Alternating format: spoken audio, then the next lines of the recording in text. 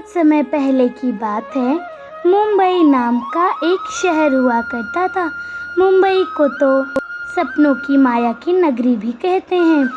उसी मुंबई में बहुत सारे हीरो हीरोइन के अलावा एक मिडिल क्लास फैमिली भी रहती थी, जिसमें कि विनोद, उसकी पत्नी गरिमा, विनोद की माँ ललिता और विनोद की बहन मायरा रहा करती थी। वह एक सुखी और संपन्न परिवार था। उस परिवार में गरिमा एक बहू थी। गरिमा के मन में हमेशा लालच आता रहता था। वह हर वक्त अपने पति से कुछ ना कुछ चीज़ें मंगवाती रहती थी। विनोद एक मिडिल क्लास फैमिली से था। वह एक कंपनी में जॉब किया करता था।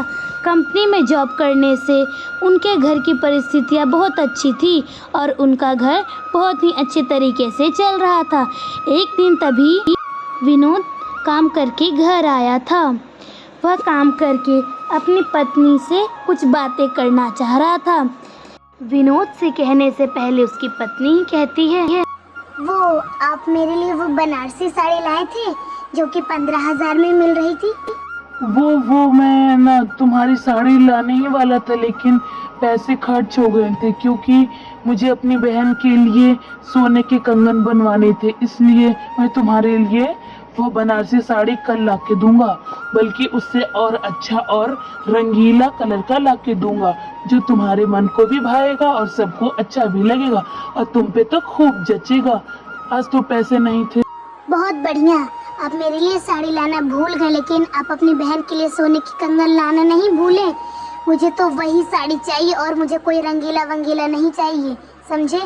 आप सिर्फ पैसे बचाते रहते, कंजूस कहीं के। सिर्फ अपनी बहन को ही आप मानते हैं, मुझे नहीं मानते। मैंने बस एक साड़ी लाने के लिए ही तो कहा था। साड़ी लाने में भी इतने नखरे हैं। उफ, ये घर है या कुछ और। गरिमा विनोद को बहुत सारी बातें सुना देती है। एक बार गरिमा की सास ललिता अपने बेड पे बैठी होती है। उसके घुटनों में लगभग 1 हफ्ते से दर्द होता है। तभी वह कहती है, बहू गरिमा, इधर आओ तो, मेरे घुटनों में बहुत दिनों से दर्द हो रहा है, जरा सा पैर को दबा देना ना। ललिता के इतने कहने पर वहाँ पे गरिमा आ जाती है और गरिमा कहती है, ओफो माँ जी, आपकी तो उम्र हो गई है, दिन भर बैठी रहती हैं, बैठने से आपके घुटनों में दर्द हो गई है। कभी तो काम कर दिया कीजिए, तभी आपके घुटनों से ये दर्द जाएगी। और वैसे भी मैं आपके कोई पैर वैर नहीं दबाने वाली। मेरे हाथ और कंधे में ऐसे ही दर्द है, मैं नीचे झुकूंगी तो मुझे और दर्द होने लगेगी। आप जाकर अपनी लाडली बेटी माही को कहिए आपके घुटनों को दबाने के लिए। मेरे पास टाइम नहीं है, समझी? और वैसे भी मेरे हाथ में भी दर्द हो जाएगा। गरिमा पति के साथ साथ अपनी सास को भी 4 बातें सुनाकर वहाँ से चली जाती है। बेचारी ललिता, कैसे दिन आ गए हैं, अपनी बहू से तो मैं अब पैर भी नहीं दबा सकती। यही घमंड गरिमा को एक दिन ले डूबेगा। अगर उसने अपने व्यवहार में सुधार नहीं किया तो उसकी ज़िंदगी में मुसीबतों का पहाड़ भी आ सकता है। ललिता अपने आप से ये बातें कहती है। एक बार गरिमा सोफे पर बैठकर चाय पी रही होती है। तभी विनोद आकर उसे कहता है, गरिमा, आज ना मेरे कंपनी में छुट्टी थी और इसी वजह से आज मैं कंपनी नहीं गया। आज तो एक दिन की मुझे छुट्टी भी एक्स्ट्रा मिली है। मैं तो आज बहुत खुश हूँ। आज तो मैं दिन भर आराम करूँगा, मेरे पीठ में बहुत दर्द है। अरे अरे, आप आराम क्यों करेंगे? आपकी पीठ में दर्द है तो मैं कभी आपकी पीठ की मालिश कर दूंगी, लेकिन आज हम पिकनिक पर जाएंगे। वैसे भी बहुत दिन हो गए पिकनिक पर गए हुए। ठीक है, आज हम पिकनिक पर जाएंगे, लेकिन पिकनिक पर जाने से पहले सारी चीजें तुम और माँ मिलकर अच्छी अच्छी चीजें बना लेना, ताकि वहाँ पर हम पिकनिक पर कुछ खा सकें। और थोड़ी मसालेदार और चटपटी बनाना। ओफो, हम पिकनिक पर जा रहे हैं तो बाहर से खाना तो ऑर्डर करके मंगवा ही सकते हैं। अब घर से खाना क्यों हम लेकर जाएं? आप हर वक्त पैसे बचाने की सोचते रहते हैं, कंजूस कहीं के। कब तक आप पैसे बचाएंगे? ओफो गरिमा, ठीक है, हम बाहर ही खाना खा लेंगे, वैसे भी पैसे बचाता हूँ मैं इसलिए ताकि मैं तुम्हारे लिए कुछ कपड़े और गहने भी ला सकूं, इसीलिए, समझी? ठीक है, हम बाहर ही खाना खाएंगे, तुम चिंता मत करो। और सभी लोगों को कहना तैयार होकर रहने के लिए, आज हम शाम को ही पिकनिक पर जाएंगे। विनोद और उसकी पूरी फैमिली पिकनिक पर आ जाती है। उस दिन मौसम तो बड़ा ही सुहावना था। उसी दिन गरिमा ने अचानक एक हैंडसम लड़के को देख लिया था जो कि देखने में तो बहुत अमीर था। वो भी पिकनिक पर आया था अपनी बहनें और भाइयों के साथ। वह अपने भाइयों से बातें कर रहा था। वह एक बहुत बड़े घर से था। वह इतना हैंडसम था कि उसे देखकर गरिमा पहली बार में ही इम्प्रेस हो गई थी। वह पिकनिक के बाद एक बार रोड पर घूम रहे थे, तभी अचानक से उसे वह लड़का दिख गया। वह कहती है, अच्छा, आप तो वही है ना जो कल पिकनिक पर आए थे अपने बहनों और भाइयों के साथ? हाँ, मैं ही था। और आप भी लगता अपनी बहनों और भाइयों के साथ भी आई थी, और शायद आपके साथ आपकी माँ भी थी। मैंने आपको भी देखा था। वैसे आप बहुत ही सुंदर दिखती हैं। थैंक यू, लेकिन वो मेरे पति और ननद और मेरी सासू माँ थी। मैं तो मैरिड हूँ और हम लोग कल पिकनिक पर आए थे अपनी पूरी फैमिली के साथ थोड़ा सा टाइम स्पेंड करने के लिए। ओह, आई एम सो सॉरी, मुझे पता नहीं था कि आप मैरिड हैं। देखने से तो आप मैरिड नहीं लगती हैं। आपकी खूबसूरती ने मुझे मोह लिया है। वैसे आपके पति क्या करते हैं? वो हाँ, मेरे पति एक कंपनी में जॉब करते हैं और कल उनके कंपनी में छुट्टी थी, इसी वजह से कल हम लोग पिकनिक पर आए थे। वैसे आपने अपना नाम नहीं बताया, आपका नाम क्या है? मैं तो गरिमा हूँ। जी, मेरा नाम राहुल है और मैं इस शहर का जाने माने बिजनेसमैन का बेटा हूँ। ठीक है, हम कल मिलेंगे इसी जगह पे। राहुल इतनी सारी बातें कहकर वहाँ से चला जाता है। वहाँ से गरिमा भी चली जाती है। अगले ही दिन गरिमा राहुल का इंतज़ार कर रही थी। राहुल अपनी महंगी गाड़ी लेकर आता है और तभी गरिमा देखकर वह बहुत आश्चर्य में आ जाती है। राहुल उसके पास जाकर वह कहता है कि देखो गरिमा, ये मेरी महंगी गाड़ी है जो मैंने इसी हफ्ते में खरीदी है। तो चलो हम दोनों साथ में चलते हैं। इस महंगी गाड़ी में हम दोनों साथ में राइड करेंगे और लॉन्ग ड्राइव पे भी जाएंगे। ओह माय गॉड, इतनी बड़ी लग्जूरियस और महंगी गाड़ी तुम्हारी है? ओह माय गॉड, लिटरली मुझे तो विश्वास नहीं हो रहा है। तुम कितने अमीर हो। ठीक है, चलते हैं। गरिमा राहुल दोनों कार में बैठ जाते हैं। गरिमा को तो ऐसी महंगी ज़िंदगी जीने का बचपन से ही शौक था, लेकिन एक मिडिल क्लास फैमिली में जन्म लेने के कारण उसका ये शौक तो अधूरा ही रह जाता था। गरिमा को फाइनली वो सारी चीज़ें मिल रही थी। वह ज़्यादा समय घर के बाहर बिता दिया करती थी। वह एक दिन जब घर आई तो उसके पति ने देखा कि उसके गले में एक बहुत ही महंगा हार है। वह देखकर पहले कुछ देर शांत रहा, फिर वह कहता है कि गरिमा, ये तुम्हारे गले में इतना महंगा हार कहाँ से है? मैंने तो इतने पैसे नहीं दिए थे तुम्हें कि तुम इतना महंगा हार खरीद सको। क्या, कहाँ से तुम लाई ये हार? और इसमें सोने की लड़ियां भी लगी हुई है और असली मोती का भी है ये।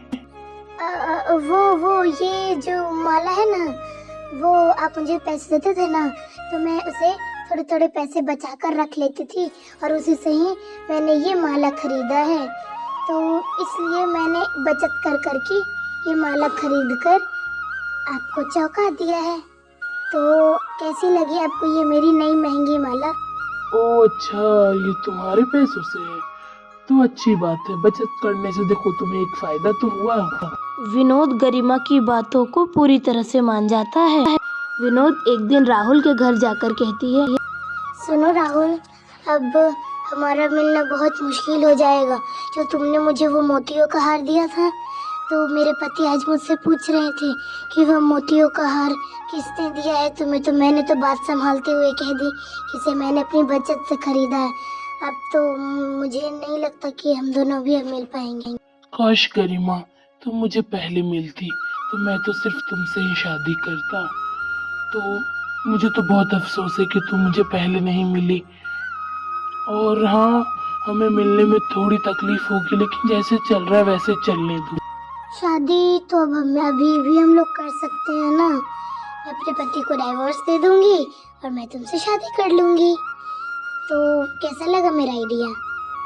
मैं अपने पति से छुटकारा पा लूंगी और मैं तुम्हारे साथ ही रहूंगी इस आलीशान घर में, और हम दोनों साथ में रहेंगे। कोई हमें रोकने टोकने वाला भी नहीं होगा यहाँ पर। तो मुझे तो लगता है कि ये सही है। गरिमा अपनी बातें राहुल के सामने रखती है। राहुल 2 मिनट शांत रहता है। वह कुछ बातें सोच रहा था, फिर कहता है, नहीं गरिमा, तुम अपने पति से डाइवोर्स नहीं लो। तुम अपने पति की यादें भुला पाओगी क्या? तुमने जो उस घर में पल बिताए वह तुम भुला पाओगी नहीं ना। इसी वजह से मैं कह रहा हूँ कि डाइवोर्स मत दो। जैसा चल रहा है वैसा चुपचाप चलने दो। डाइवोर्स दोगी तुम तो वो घाटा भी जा सकता है। वैसे मैं तो तुमसे बहुत प्यार करता हूँ, तुमसे शादी भी करना चाहता था, लेकिन राहुल ये बातें कहता है। गरिमा घर आने के बाद अपने पति से कहती है, सुनिए, मैं अब इस घर में आपके साथ नहीं रह सकती। मुझे तुरंत डाइवोर्स चाहिए। 2-3 दिन के अंदर डाइवोर्स चाहिए मुझे। सुनो गरिमा, ये तुम्हारे दिमाग में ख्याल कहाँ से आया? मुझे तो पहले से ही शक था कि तुम्हारा कहीं चक्कर चल रहा है। मैं तुम्हें कोई डाइवोर्स नहीं दूंगा जब तक मेरी बहन की शादी नहीं हो जाती। और नहीं गरिमा, मेरी बहन की शादी हो जाने के बाद भी मैं तुम्हें तलाक नहीं दूंगा। ये समाज वाले क्या सोचेंगे? जब भाई कहीं जिंदगी ठीक से नहीं चल पाए तो बहन की जिंदगी कैसे चलेगी? वो मैं कुछ नहीं जानती। मुझे तो तुरंत तलाक चाहिए और मैं तलाक लिए बिना यहाँ से भी चली जा सकती हूँ, लेकिन मुझे तलाक 2-3 दिन के अंदर चाहिए, वरना मैं अपने घर वालों के खाने में बहुत ही कड़ी जहर डाल के दूंगी। ऐसा क्यों कर रही हो तुम गरिमा? मैंने तो तुमसे बहुत सच्चा प्यार किया था। तुम्हें तलाक की जरूरत है क्या? तुम मुझसे प्यार नहीं करती थी? खैर, तुम्हारा नाम तो गरिमा था, लेकिन तुम कभी मेरे घर की गरिमा नहीं बन पाई। विनोद और गरिमा का डाइवोर्स हो जाता है। फिर विनोद आखिरी बार कहता है, गरिमा, तुम जिसके लिए मुझे छोड़ रही हो ना, वही तुम्हारा एक दिन तुम्हारा साथ भी छोड़ेगा। जब तुम अपने पति की नहीं हो पाई तो दूसरे लोगों की क्या होगी? तुम तो सिर्फ पैसे की भूखी हो। वो तुम देखना कि तुम्हें तुम्हारे साथ तुम्हारी गलतियों की बहुत सजा मिलेगी। तलाक के बाद गरिमा अपने आशिक राहुल के घर पहुंच जाती है। सुनो राहुल, अब तो मैंने अपने पति से तलाक भी ले लिया। अब हम दोनों खुशी खुशी शादी कर सकते हैं। ये तुम क्या कह रही हो? मैंने तो तुम्हें बताया था कि तुम अपने पति से डाइवोर्स मत लेना। तुम अपने पति से डाइवोर्स क्यों ली हो? मैंने तो तुम्हें ये सब चीजों के बारे में कुछ कहा भी नहीं था। राहुल, अब ज्यादा नादान मत बनो। मैं अपने पति से डाइवोर्स ले चुकी हूँ और मैं अब तुम्हारे घर में ही रहूंगी। नहीं, अब मेरे पास पति का सहारा है और तुम ऐसी बातें कर रहे हो। तुमने ही तो मुझे तलाक लेने के लिए भड़काया था, इसलिए मैंने अपने पति से तलाक ले लिया। मेरे पति कितने दुखी थे मुझसे तलाक लेने के लिए। तो उसमें मेरी कोई गलती नहीं है। मैंने तो तुम्हें पहले ही समझाया था कि डाइवोर्स अपने पति से मत लेना। जैसे चल रहा है वैसे चलने दो। जब तुम अपने पति की ही नहीं हुई तो तुम दूसरों लोगों की क्या होगी? तुम तो सिर्फ पैसे पे मरने वाली हो। तुम्हारा पति तुमसे कितना प्यार करता था। और ये लो, इस बैग में बहुत सारे पैसे हैं। ये पैसे लेके चुपचाप मेरे घर से निकल जाओ और दोबारा यहाँ पे मुड़ के भी मत देखना। गरिमा के पास तो अब कोई चारा नहीं था।